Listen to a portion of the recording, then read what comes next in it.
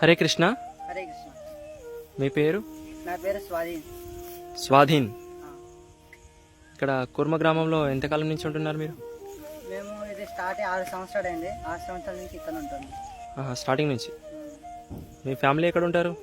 మా ఫ్యామిలీ కుర్మ గ్రామంలోనే ఉంటాం. అందరూ మొత్తం ఇక్కడే ఉంటారా? అవును. ఎంతమంది మీరు? మేము మొత్తం 4. మా తమ్ముడు, నేను, మా అమ్మ, నాన్న. నాన్న ఏం చేస్తారు? మా నాన్న వ్యవసాయం చేస్తారు ఇక్కడే. మీరేం చేస్తారు? నేను కూడా మా నాన్నతో పాటు వ్యవసాయం ఇక్కడే చేస్తారా?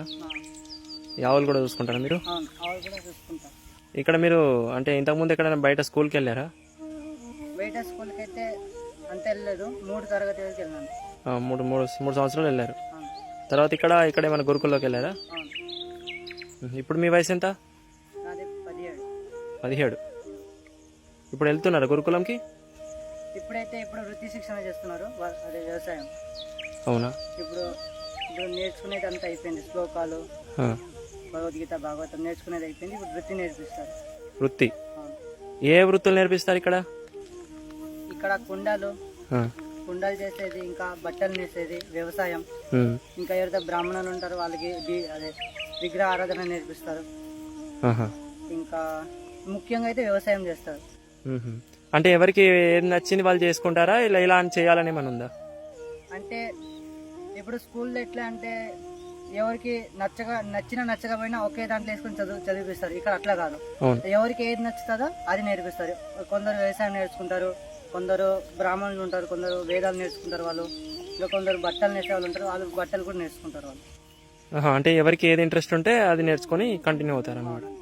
సో మీరు ఇక్కడ ఎలా మరి మీకు ఫుడ్ అది ఇది కావాలంటే మీరు డబ్బులు వాడరు కదా, మరి ఎలా?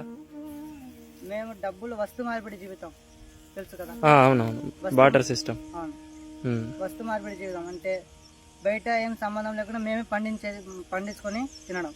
అంటే ఇప్పుడు మీరు చూడవచ్చు, బయట కూడా వాళ్ళు పనిచేసేది 3 దాని గురించి: ఆహారం, కూడు, గుడ్డ.